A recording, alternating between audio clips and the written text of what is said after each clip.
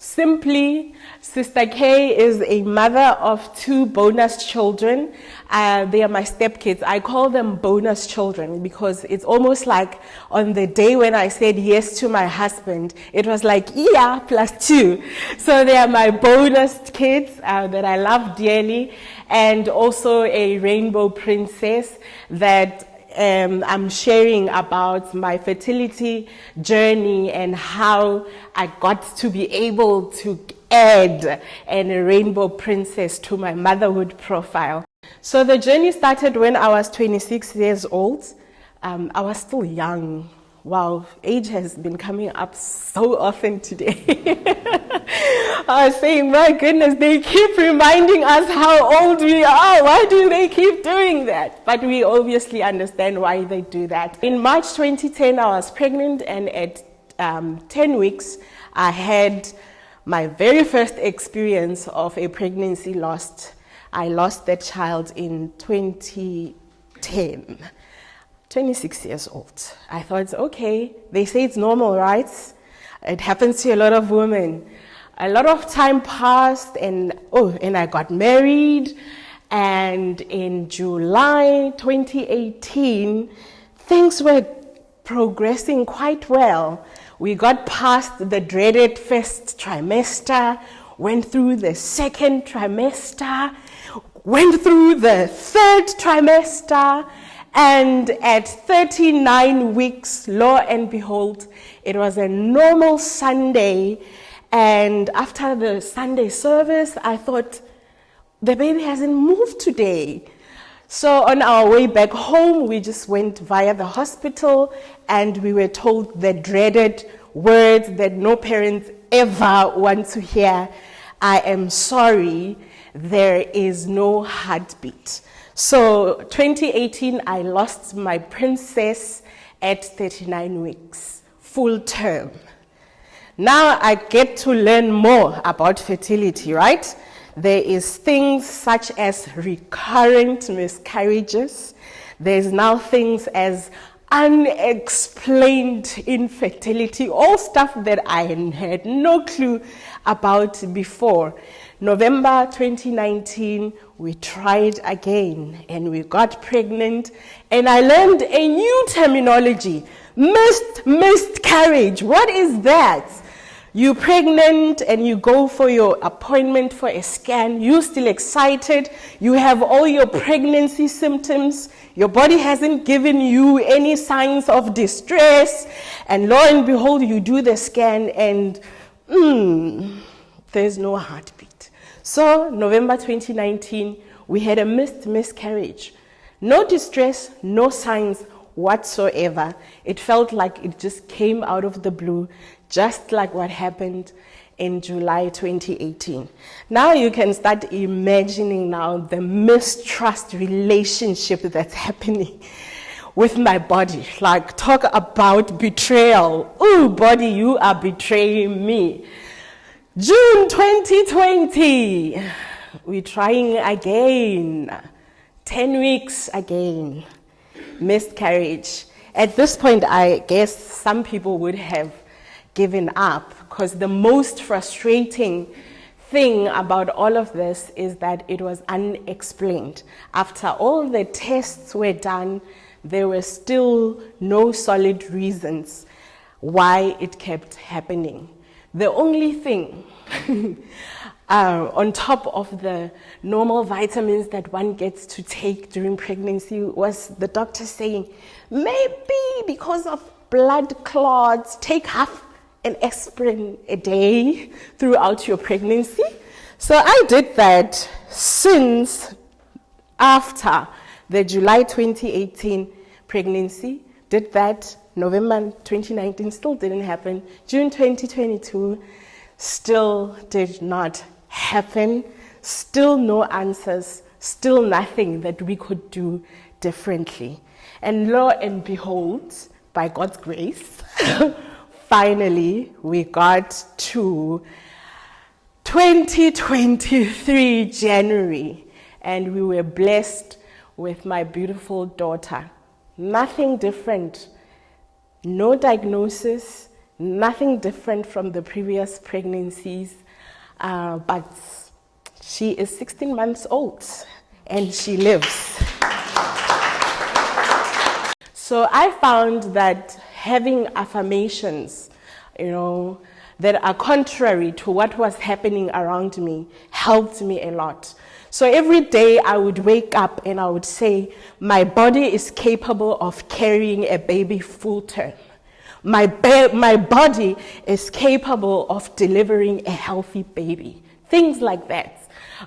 Because when everything else is against you, at the end of the day, even with all the support that you can get from other people, if you don't win the battle within yourself, I find that no matter what other interventions there can be, you're not going to win the battle. Declarations and meditation. This can look different based on what your faith is and what your belief is. For me, it was reminding myself of the promises of God regarding fruitfulness. So I'd remind myself of his promises. Meditation for me, it's not a quiet exercise. When I meditate, it's me thinking about those promises, thinking about those declarations, and thinking about the positive affirmations, because the battle truly is in the mind. If the mind is not right, the soul is not right, I don't care how good the team you have around you, you are most likely not going to have a happy ending. And obviously, prayer.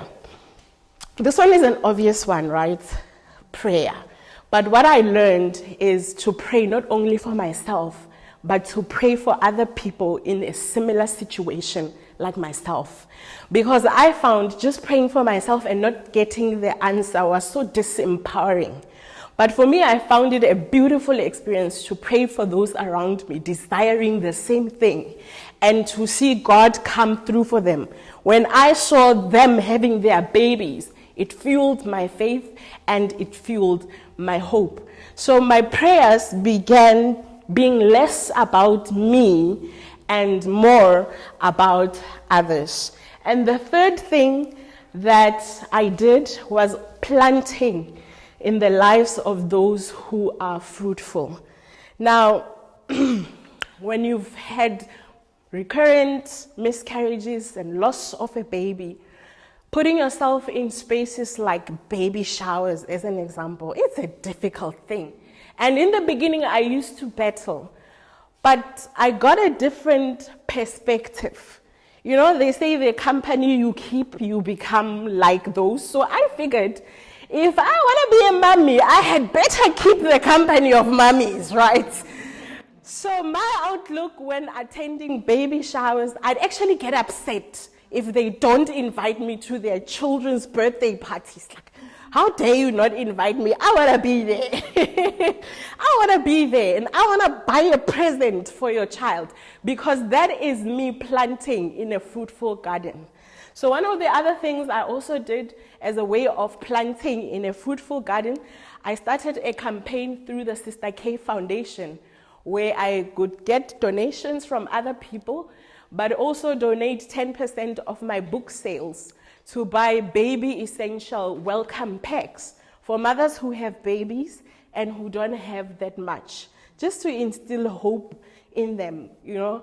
I lived my life to the fullest. One of the things that gets challenged as a woman when you are struggling to have a baby is your worth. Am I really a woman? I mean, you see 15-year-olds having babies, no issues. 16-year-olds, you see people having babies, giving them up for adoption, abandoning them, all these kind of things. And you're thinking, am I still really a woman? Am I worthy? So I went on a journey of self-discovery to get my self-worth back and all of that. And I realized that, wait a minute, we need to redefine motherhood. But besides that, that's a conversation for another day. There is more to me than just popping out babies. I mean, come on, I'm a woman of valor. I can add so much value, even if it's not to my own child. So I made a decision that I'm going to enjoy my life. I'm going to live a life on purpose and enjoy every minute of it because I'm alive by God's grace. So I decided not to focus on what I don't have, but I focused on using what I have for the betterment of my environment. I purposely decided to live on purpose because I realized there's more to me than just having a baby. So that's what I did in that gruesome journey from 2010 until 2023. 13 years of wanting something so bad. A lot of people would have said, you need to give up already. Are you mental? What's wrong with you? But we kept at it. And like I said, on the 23rd of January 2013, we were blessed with our beautiful rainbow princess, Diteho. And all this that I share and more is in this book, Blessed with Laughter. The subtitle is The Journey to Seeing Her Eyes. And her name is Diteho, which literally means joyful laughter. And I took it from that scripture in Genesis chapter 21, verse 6, where after years of wanting a child, when Sarah got her Isaac, she said, God has blessed me with laughter, and all who get the news will laugh with me. Say, can we laugh together this afternoon?